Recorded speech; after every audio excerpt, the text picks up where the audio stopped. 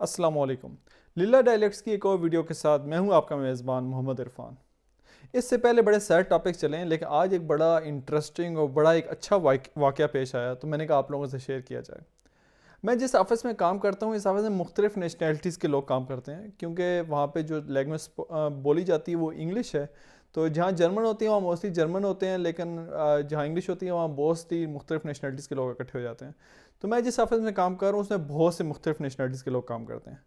اس office میں تقریباً 3 ہم پاکستانی ہیں، ٹھیک ہے، اور باقی ڈفرینٹ نیشنلٹیز کے ہیں، لیکن لکیلی آج ہم تینوں ایک ہی روم میں بیٹھے ہوئے تھے۔ اس روم میں نہیں، مطلب ہال کہہ سکتے ہیں، کیونکہ اس ہال میں کافی لوگ بیٹھتے ہیں سب، جس طرح وہ اسٹاک ایکسچینج میں کام نہیں کر رہے تھے ایک ہی روم میں بہت سے لوگ بیٹھ کے، اسی طرح اسی ایک ہی روم میں ہم کافی لوگ بیٹھے کام کرتے ہیں۔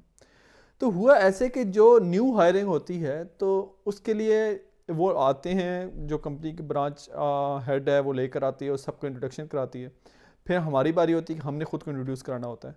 تو وہ مختلف ترتیب میں بیٹھے ہوئے تھے، تو اب حال میں جب پاکستانی کی باری آئی ہے، مطلب ہم تینوں اکٹھے ایک ہی حال میں بیٹھے ہوئے تھے لیکن ڈفرینٹ ڈسٹینسز سے، تو جس پاکستانی کی باری ہوئی اس نے بڑے فخر سے بتایا، this is my name, I belongs to this country, this is my age, it's been how long I am working in this country in this company, اور پھر مطلب اس نے ویلکم کہا ان سب کو۔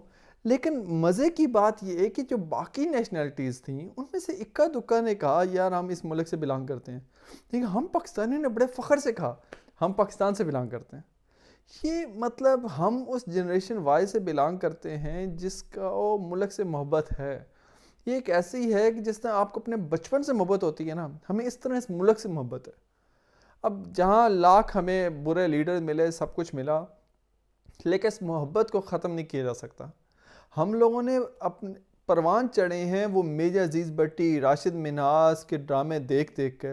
ہم میں سے تقریباً ہر شخص نے Pakistan I S S B کا ٹیسٹ دیا ہوا ہے، انکلوڈنگ می۔ میں نے تو جتنی اٹیمپٹس دے سکتا تھا ساری دے کے آیا ہوں، ٹھیک ہے، لیکن اب اللہ کا شکر ادا کرتا ہوں کہ نہیں ہوئی سلیکشن۔ بٹ کہنے کا یہ مقصد ہے کہ جو کچھ بھی ہو جائے ہمیں اس ملک سے محبت رہی ہے، اس ملک کی خاطر ہم کچھ بھی کر سکتے ہیں، لیکن کہانی یہ ہے کہ جو ملک کے حالات ہیں اس وجہ سے ہم نکل آتے ہیں پردیسوں میں، ٹھیک ہے۔ لیکن ایک اور بھی ہے، کیوں جب سے میں فارن آیا ہوں میں یہ نوٹس کرتا ہوں کہ جن لوگوں کے ساتھ میں بیٹھتا ہوں جو پاکستانی ہی ہیں، وہاں پہ ان کے بولنے کا انداز اور یہاں بولنے کا انداز بڑا فرق ہے، یا بڑا شعور آ جاتا ہے، بڑی چیزیں زمانہ سکھا دیتا ہے۔ پرانے وقتوں میں نے کئی بار یہ بات ریپیٹ کی ہے کہ اس شخص کو با علم یا علم والا کہا جاتا تھا جس نے سفر زیادہ کیا ہوتا تھا۔ تو خیر ہم جو نکل آئے، ہم بے شک یہاں پہ رہ رہے ہیں، ٹھیک ہے، لیکن ہمارے دلوں میں ملک سے محبت موجود ہے۔ ہم فخر سے بتاتے ہیں کہ ہم پاکستانی ہیں، ہاں کبھی کبھی دکھ ہوتا ہے۔ مثال کے طور پہ ابھی پچھلے دن دھماکہ ہوا پشاور میں، تو جب ہمیں کوئی پوچھتا تھا کیا ہوا ہے پشاور میں، تو بتانا پڑتا تھا اس طرح دھماکہ ہوا ہے۔ تو آپ سروائیو کیسے کرتے ہو اس ملک میں؟ ہم کہتے ہیں ہم خوشی سے سروائیو کر رہے ہیں۔ وہ یار ہیپینس انڈیکس میں دیکھا جائے تو پاکستان میں ابھی بھی لوگ دوسرے تیسرے نمبر پہ آ رہے ہیں۔ ایسے حالات ہونے کے باوجود ہم لوگ خوش باش ہیں، ہمیں فخر ہے، ہم خوشی سے جی رہے ہیں۔ یہ خوشی جو ہے نا ہمارے اس فیملی سٹرکچر کی وجہ سے، خاندانی اس نظام کی وجہ سے، جو اب بھی ہم خوش ہیں، ورنہ ایسے حالات میں تو کوئی اور ملک کے ہوتے تو پتہ نہیں کیا ان کا کباڑا ہو چکا ہوتا۔ خیر اب دیکھتے ہیں کہ ملک کس دشا میں جاتا ہے۔ اللہ کرے کہ کس طریقے سے یہ عمران خان جو ہے وہ سکسیسفل ہو جائے، اور اللہ اس کو لمبی عمر دے، وہ اس ملک کے لیے کچھ کر سکے، تو کہ ہم بھی واپس آ کے اپنے ملک کو سرو کر سکیں۔